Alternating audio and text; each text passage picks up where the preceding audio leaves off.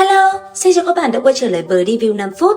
Ở cuối tập trước, sau khi nhận thêm đồ đệ mới, Từ Dương đã cùng những người khác đi đến Vạn Ma Sào. Tuy nhiên, khi vừa đặt chân đến nơi đã bị đám yêu nhân ở đây để mắt tới, vốn là hắn đã định cho qua, thế nhưng những tên kia lại muốn động thủ.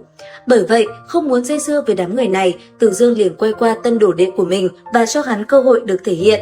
Rất nhanh, một cuộc chiến đã liền diễn ra và không tốn quá nhiều thời gian, đám yêu nhân kia đã hoàn toàn bị diệt sạch. Tiếp theo đây, bởi vì ma tộc đang hào hứng tham gia buổi thị yến của nữ hoàng, cho nên đám người Từ Dương cũng quyết định hòa vào dòng người đi đến đó. Nơi bọn họ đặt chân đến chính là Vạn Ma Thâm Uyên, cũng là nơi ở của nữ hoàng ma tộc. Đây là một tòa thành cao lớn với chủ đạo là bầu tím ma mị. Dưới sự bao phủ của bóng tối vô tận, trên vị trí trung tâm của tòa thành, một vị nữ tử tóc đỏ nhan sắc kinh diệm đã xuất hiện. Với bộ dáng quân lâm thiên hạ, ngay khi nàng ổn định lại ghế chủ tọa, trăm vạn chúng sinh của cao tầng ma tộc đồng thời hò hét rất náo nhiệt.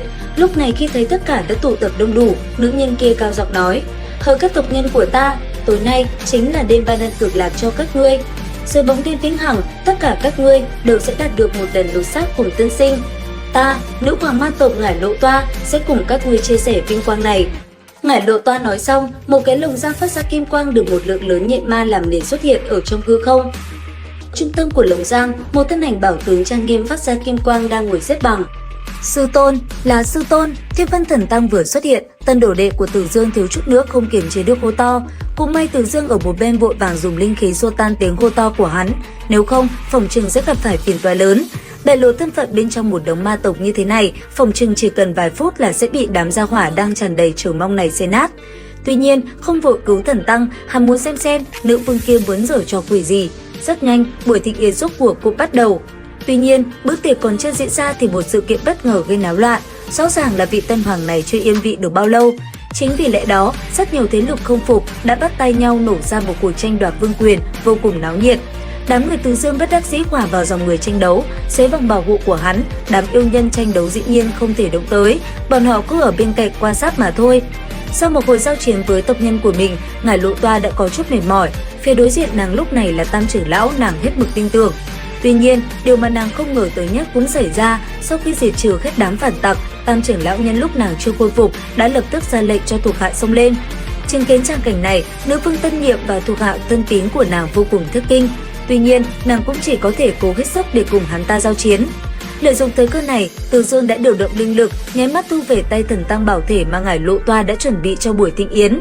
Ở bên trong mật thất, cuộc chiến giữa hai phe nữ hoàng và Tam trưởng lão đang diễn ra vô cùng gay cấn, thì bọn họ bất giác phát hiện ra sự tồn tại của đám người Từ Dương. Chính vì thế song phương đã tạm đình chiến, Ngải Lộ Toa rất nhanh trở về ghế chủ tọa, tranh thủ khôi phục thực lực.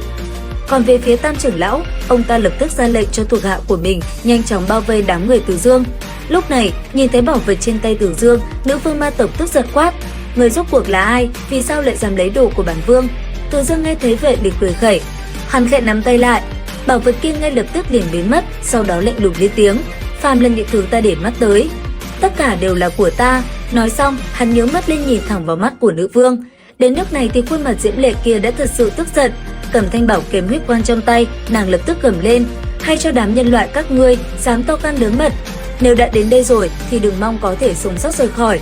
Lời vừa dứt, Ngải Lộ Toa ta cũng lập tức phóng người lên. Nương theo bóng tối vĩnh hằng, từ trong cơ thể nàng xuất ra một đạo trường kiếm. Đây chính là thần khí vô thượng của nữ hoàng ma tộc, được gọi là Xương Ngân Chi Nộ. Trong nháy mắt khi Ngải Lộ Toa vừa động, mũi kiếm đã tới trước đỉnh đầu Từ Dương. Đến đây thì cũng hết tập 54 luyện khí 10 vạn năm. Các bạn có tò mò về diễn biến tập tiếp theo hay không? Theo dõi kênh để biết thêm chi tiết nhé. Xin chào và hẹn gặp lại các bạn ở những video tiếp theo.